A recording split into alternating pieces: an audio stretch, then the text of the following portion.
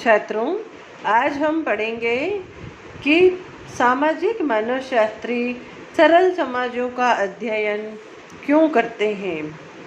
सैद्धांतिक रूप से सामाजिक मानवशास्त्री हर प्रकार के मानव समाजों का अध्ययन करते हैं, लेकिन व्यवहार में सामाजिक मानवशास्त्री अपेक्षाकृत सरल समाजों का ही अध्ययन करते हैं।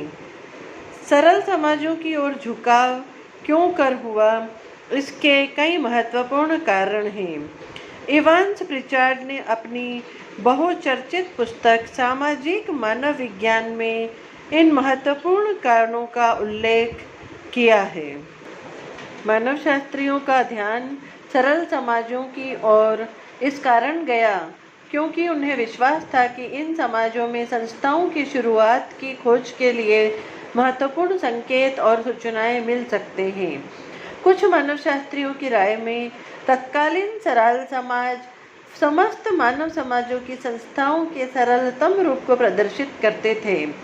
अगर संस्थाओं के सरलतम रूप को ठीक से समझा जाए तो समकालीन जटिल समाजों की समुचित व्याख्या की जा सकती है।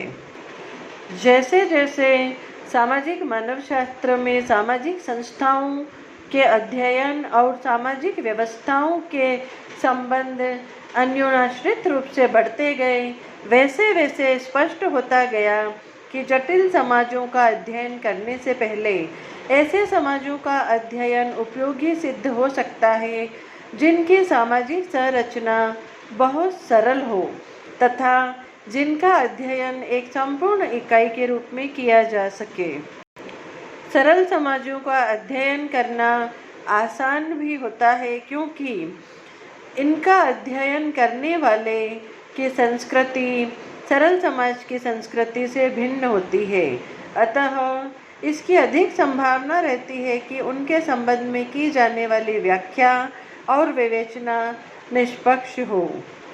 सरल समाजों की संस्थाएं बड़ी तीव्र गति से बदलती जाती हैं, अतः उनका त्वरित गति से अध्ययन कर लेना आवश्यक होता है। मानवशास्त्रियों का मानना है कि सरल समाजों की सामाजिक पद्धति और रीति रिवाज विविध होते हैं।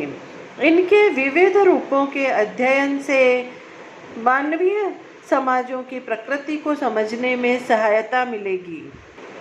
ये समाज स्वयं में मनोरंजक होते हैं क्योंकि ये ऐसे लोगों की जीवन प्रणाली का, उनके विश्वासों का उदाहरण प्रस्तुत करते हैं जिन्हें उन सब चीज़ों की अनुपस्थिति में ही अपना समय बिताना पड़ता है जिन्हें विकसित समाज अपनी सुविधा की न्यूनतम आवश्यकताएं मानते हैं।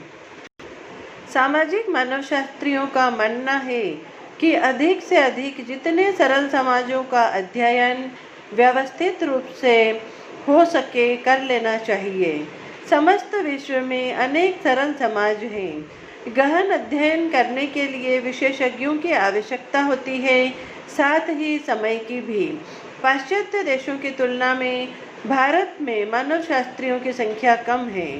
हमारे देश में भी अनेक ऐसे सरल समाज हैं जिनका अध्ययन अभी भी बाकी है।